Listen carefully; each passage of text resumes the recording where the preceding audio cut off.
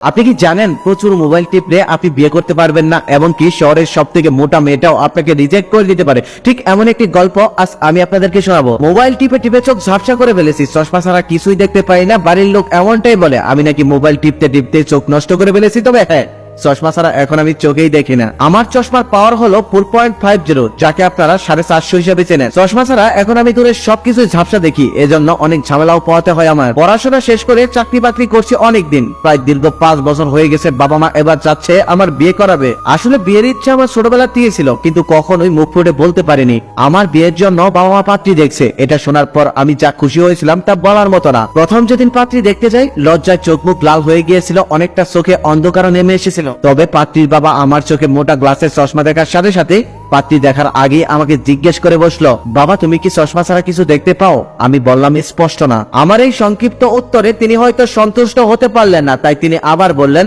কাছের জিনিসও দেখতে পাও না? আমি তখন বললাম, কাছের জিনিসগুলো দেখতে সমস্যা হয় না, তবে দূরের জিনিসগুলো ঝাপসা লাগে। তিনি তখন আবার বললেন, বিয়ের পর যদি আমার মেয়ে একটু দূরে থাকে তাহলে তো তুমি খুঁজেই পাবে না। আমি তখন বললাম, না আঙ্কেল, খুঁজে পাবো, ও তো আর আমার সাথে লুকোচুরি খেলবে না। তিনি তখন আবার বললেন, চশমা ছাড়া দেখোই না, আবার কেমনে খুঁজে পাবা? তখন আমি পাত্রীর বাবার কথা শুনে থ মেরে গেলাম। প্রতি উত্তরে আর কিছু বললাম না, যদি বললে আবার বেয়াদবি হয়ে যায়। আমার সাথে সাথে আমার আব্বু আম্মু হতভম্ব হয়ে গিয়েছিলেন। মেয়ে খুবই রূপবতী, দেখতে খুবই সুন্দর। আমি আমার মাকে বললাম, মা মেয়ে আমার খুবই পছন্দ হয়েছে। মা তখন আমাকে বলল, তোর পছন্দ পরে রাখ, আগে দেখ মেয়েরা তোকে পছন্দ করে কিনা। অল্প বয়সেই তো মোবাইল টিপে চোখ খেয়েছিস, এখন কোন মেয়ে তোকে পছন্দ করলে হয়? মায়ের মুখে এমন কথা শুনে আমি হতভম্ব হয়ে গেলাম। চশমা পরি বলে অতীতে অনেকেই আমায় কানার উপাধি দিয়েছে, বন্ধু বান্ধব অনেক মজা করেছে, কষ্ট পেয়েছি। তবে আজকে মায়ের কথা শুনে যে কষ্টটা পেয়েছি, এত কষ্ট আমি কখনোই পাইনি। আসলে চশমা কিন্তু আমি আগেও পড়তাম, তবে তখন চোখে কোনো প্রবলেম ছিল না। এই চশমা পরা দেখে ভার্সিটির কত মেয়ে আমার প্রেমে পড়েছিল, তার কোনো হিসেব নেই। আর এই চশমার জন্যই আজ আমার বিয়ে হচ্ছে না। পাত্রীর বাবা অপছন্দ করেছে, তাই নিজের কাছে নিজেকে খুব খারাপ লাগছিল। প্রথমবারে রিজেক্টটা খুব সহজেই মেনে নিলাম। মনে মনে ভাবলাম, পাত্রী দেখলেই তো আর বিয়ে হয় না। আমার এক বড় ভাই আছে, মস্ত বড় লেখক। এত বড় মানুষ হওয়ার পরেও তিনি 29টা মেয়ের বাবার কাছ থেকে রিজেক্ট হয়েছেন। আর আমি সাধারণ মানুষ হয়ে তার অর্ধেক তো থাকবেই, না হলে তো আমার ওই বড় ভাইয়ের মান সম্মানই থাকবে না। এরপর আরো 7টা রিজেকশন খুব সহজভাবে মেনে নিয়েছিলাম। প্রত্যেকবার মেয়ের ভাই কিংবা কেউ না কেউ আমার বিয়ে ভেঙে দিত। শুধুমাত্র চশমা পরার কারণে আমার হৃদয়টা চশমার কাছের মতোই ভেঙে দিত।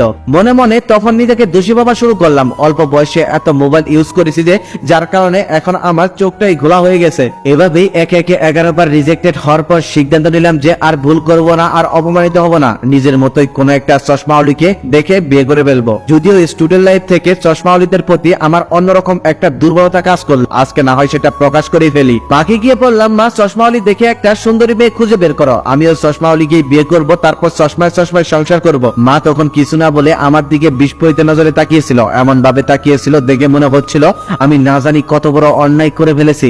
যাই হোক, যা করেছি তা তো আর ফেরানো সম্ভব না, ভুলে যাওয়াই ভালো। পরদিন সারাদিন অফিস করে ক্লান্ত হওয়ার পর বাসায় ফিরে দেখি বাসায় মেহমানের অভাব নেই। ক্লান্ত শরীর থাকার কারণে আমি আস্তে করে আমার রুমে গিয়ে শুয়ে পড়লাম। কিছুক্ষণ পরে মা আমার রুমে এসে আমাকে চড়া গলায় বলল, এসে শুয়ে পড়লি কেন? বসার করে মেহমান দেখিসনি চোখে? এভাবে দেখেও যে না দেখার বান করে চলে আসলি, তারা কি অপমান বোধ করলো না? আমি তখন মাকে বললাম, তারা অপমান বোধ করলে আমার কি হবে? মা তখন বলল, কি হবে মানে? তাড়াতাড়ি আয়, তোকে দেখতে এসেছে, তোর বিয়ের জন্য কথাবার্তা চলছে। আমি তখন মাকে বললাম, পাত্রী কি কখনো ছেলের বাড়ি ছেলে দেখতে আসে? মা তখন বলল, আসবে না, যেখানে যাই সেখানেই তো অপমানিত হতে হয়, তাই এবার নিজের বাড়িতে ডেকে এনেছি, যাতে অন্তত অপমানটুকু না হয়। যাই হোক, বিয়ের কথা শুনে আমার শরীরে সমস্ত ক্লান্তি দূর হয়ে গেছে। তারপর আমি ফ্রেশ হয়ে দৌড়ে নিচে চলে গেলাম। সেখানে যাওয়ার পর 3জন ভদ্র মহিলা আমার দিকে একদম এমন ভাবে তাকিয়ে আছে যেমন চিড়িয়াখানা আমি এক জন্তু, আমার দিকে ঠিক সেইভাবেই তাকিয়ে আছে। তারা 3জনে আমার দিকে এমন ভাবে তাকিয়ে আছে, আমি খুব নার্ভাস ফিল করতে লাগলাম। সোফায় ঠিকভাবে বসতে পারছি না, আমার হাঁটু কাঁপছিল। তারপর আমি আস্তে আস্তে তাদের 3জনের মুখের দিকে একবার তাকালাম।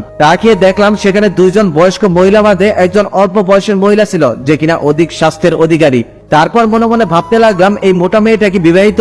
যদি বিবাহিত থাকে তাহলে ওনার স্বামী ওনাকে কিভাবে সামাল দেয় তা আল্লাহ তাআলাই ভালো জানে। তারপর মা যখন তাদেরকে উদ্দেশ্য করে জিজ্ঞেস করলো, ছেলে কেমন দেখলেন? ঠিক সেই সময় মোটা মেয়েটা বলে উঠলো, ছেলে ভালোই, চাকরিও ভালো, তবে চশমা পরা ছেলে আমার একদমই পছন্দ না।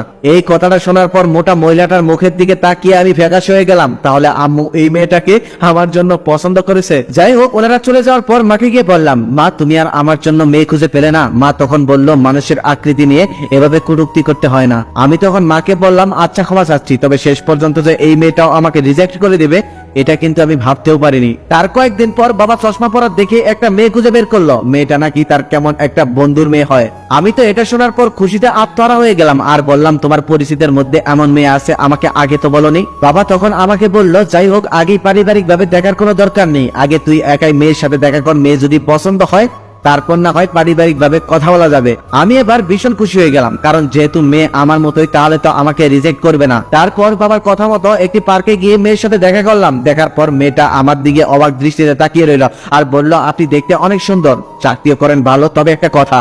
এটা শোনার সাথে সাথেই তো আমি খুশিতে আত্মহারা হয়ে গেলাম। ঠিক সেই সময় মেয়ে বলল, দেখুন আমাদের দুজনের তো একই অবস্থা, এখন আমরা যদি বিয়ে করি তাহলে আমাদের সন্তানরাও তো এমন হবে, আমি এটা চাই না। তার চেয়ে ভালো আপনি অন্য একটা মেয়েকে বিয়ে করুন, আমিও অন্য একটা ছেলেকে বিয়ে করি, তাহলে অন্তত আমাদের সন্তানদের ভবিষ্যৎগুলো এমনটা হবে না। এমনটা হলে যে সমাজে চলতে গেলে কতটা প্রবলেম হয় তা তো আমরা দুজনেই ভালো করে জানি। এই কথাগুলো বলেই মেয়েটা সেদিন আমার কাছ থেকে বিদায় নিয়ে চলে গেল। ওই মেয়েটাকে দেখার পর আমি আর জীবনে কখনোই কোনো মেয়ে দেখিনি। সেদিন থেকেই বিয়ে করার অনুভূতি একদম চুলায় পুড়ে ছাই করে দিয়েছি। তারপর আমার এক বড় ভাইয়ের উপদেশে চিরকুমার সঙ্গে যুক্ত হই। আলহামদুলিল্লাহ, তারপর খুব একটা কষ্ট করতে হয়নি। এখন আমি চিরকুমার সঙ্গে সভাপতি হিসেবে পদ পেয়ে গেছি। ভিডিওটা তোমার সেই বন্ধুদেরকে শেয়ার করতে পারো যারা দিন রাত শুধু ফোন নিয়ে পড়ে থাকে।